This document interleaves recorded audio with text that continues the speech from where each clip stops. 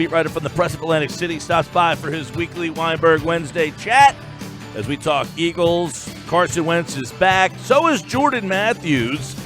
How does the wide receiving core look, and which wide receiver would Dave have made a pitch to? He wrote about that in this week's Press of Atlantic City. He'll give you the details on that on 97.3 ESPN here on the Boardwalk on the Hotline. I know Dave Weinberg thought that the Eagles maybe needed to upgrade their receiving core a little bit more than they did. We'll dive into that with Dave, plus Carson is back. The Eagles getting ready to take on the Indianapolis Colts. We'll dive into all that and more right now with longtime Eagles beat writer Dave Weinberg from the Press of Atlantic City on the Boardwalk on the Hotline. Dave, what's up, buddy? Hi, Mike. How are you? Doing well, man. And I know I saw your column in the Press of Atlantic City, and the Eagles brought back Jordan Matthews, but you think there might have been a bigger name they should have gone after?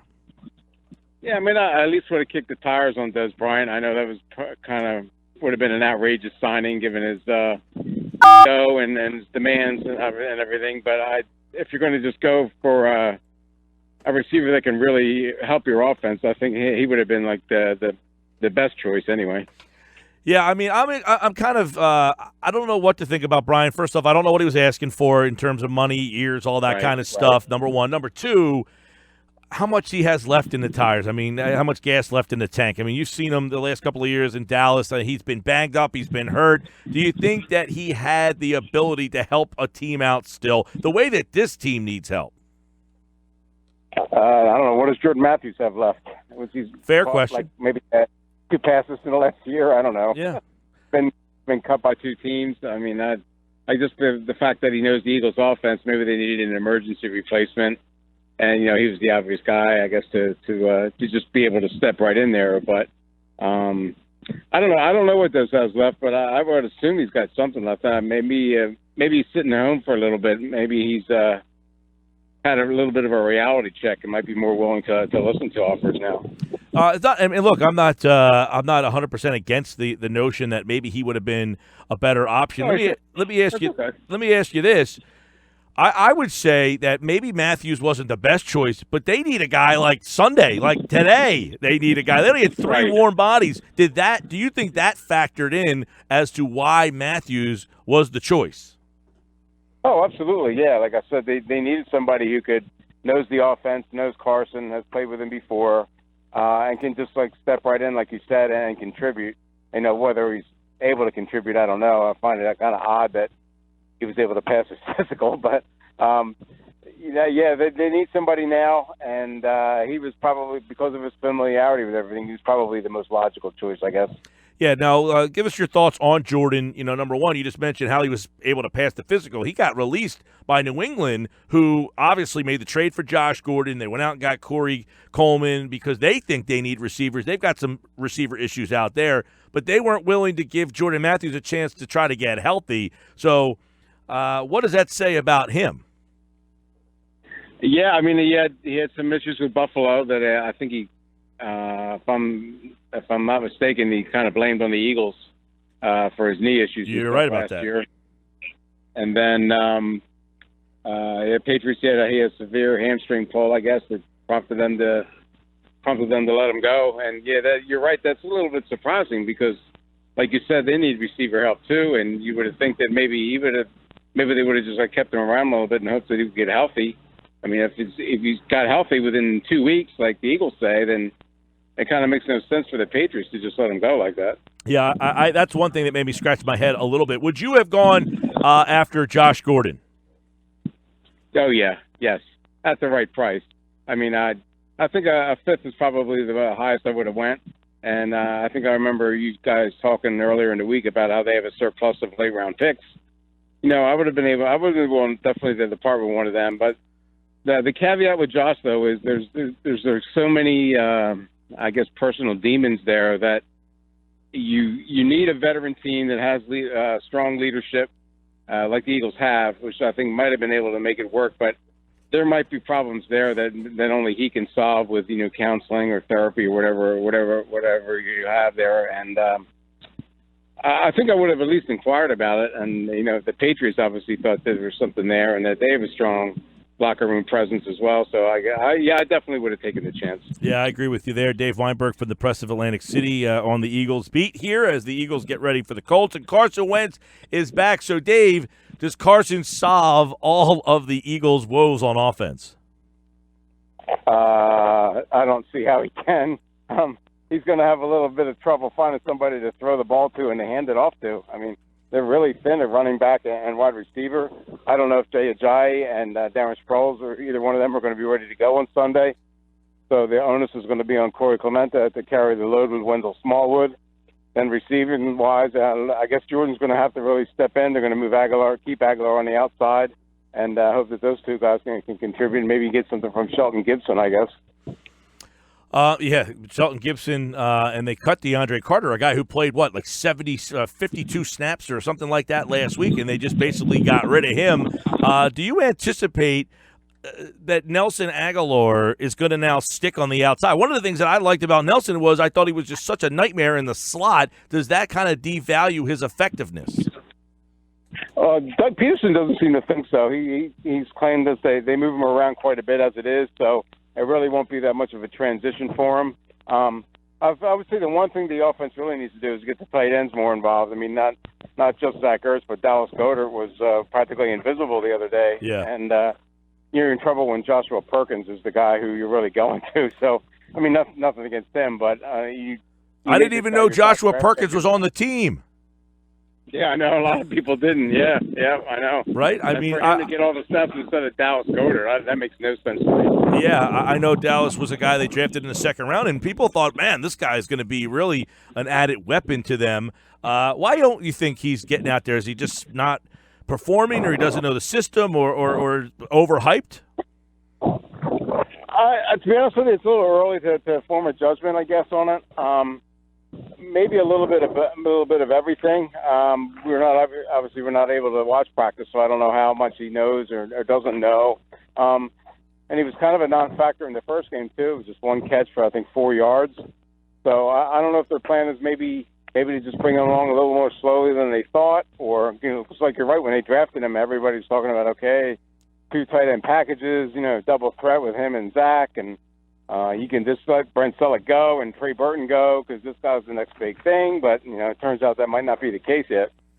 Dave Weinberg from the Press of Atlantic City covering the Eagles with us here on the Sports Bash. Dave, I was a little surprised at the offense that they ran for Foles. Like last year you saw a lot more of the RPO. It seemed like they catered the offense to him. It doesn't seem that they went that direction at the start of this year. Did that kind of indicate that maybe he was only going to be out there for a handful of weeks and that they didn't want to re-change the offense again?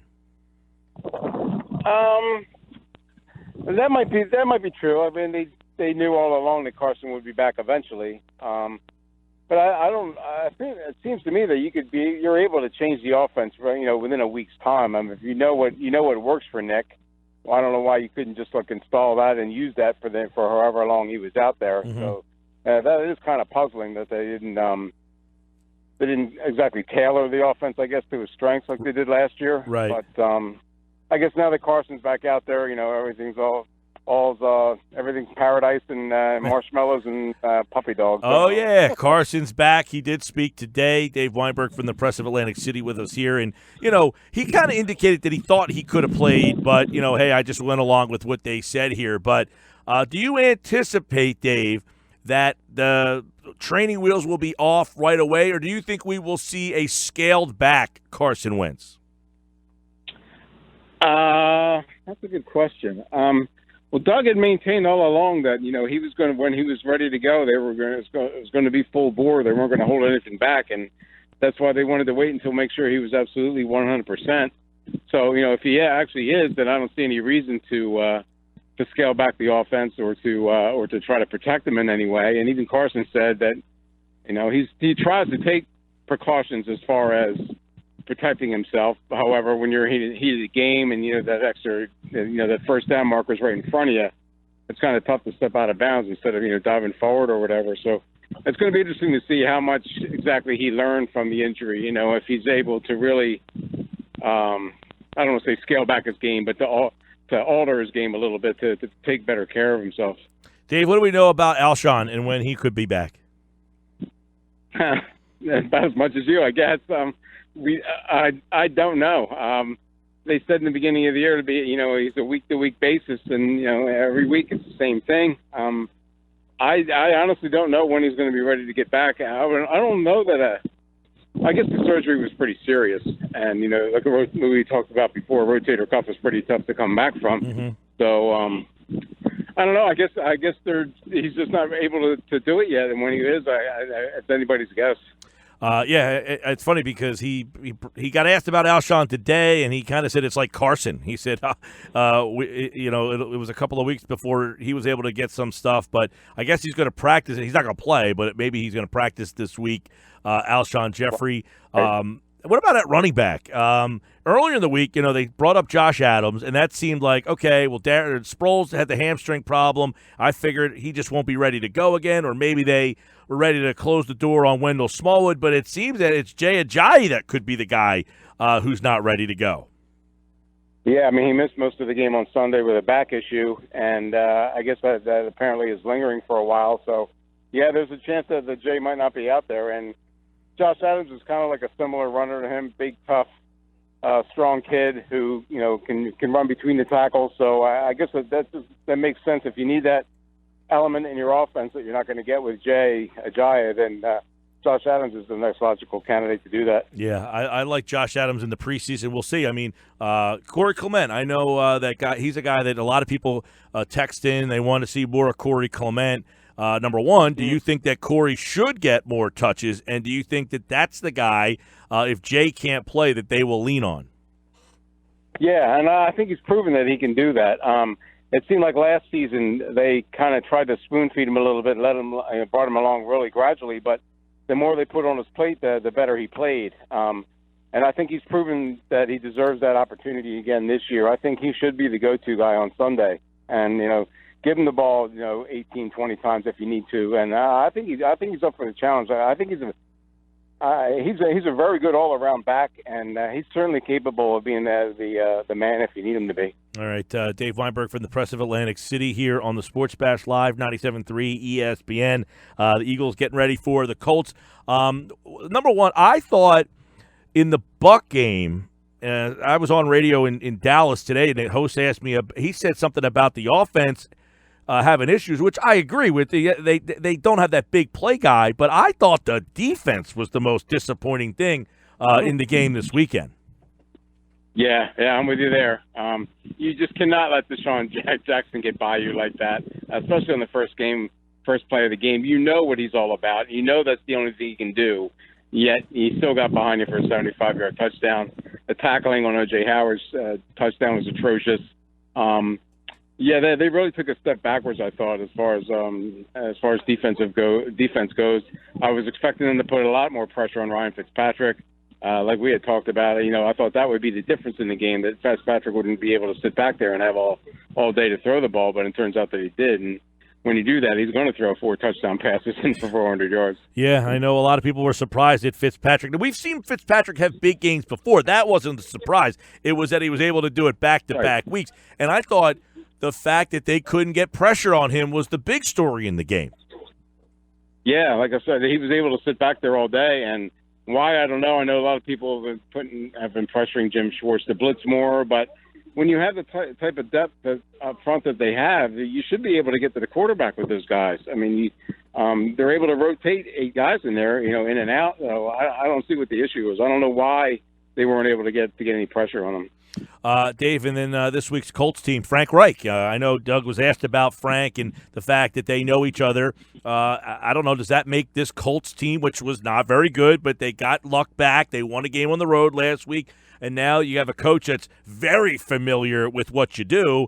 Does that make this Colts team dangerous, in your opinion, on Sunday? Yeah, I think it does. I mean, like you said, Frank not only knows this offense by the back of his hand, but he knows the defense too.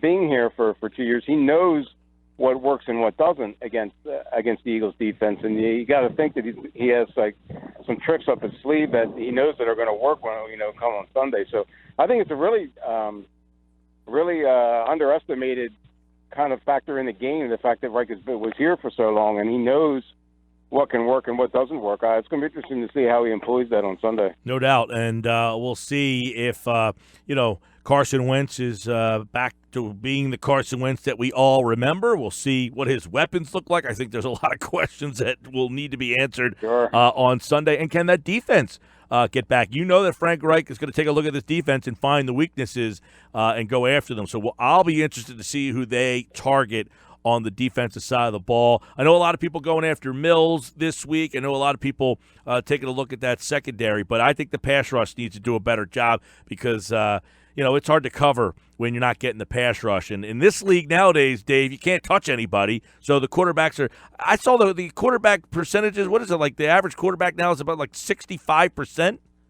is like league-wide or something like that? Yeah, it's ridiculous. I mean, you can't even get their uniform dirty for crying out loud. It's crazy. Yep, it's nuts. All right, Dave Weinberg from the Press of Atlantic City with us here as the Eagles get ready for the Colts on the Boardwalk Honda Hotline. Thank you, Dave. All right, Mike, thanks.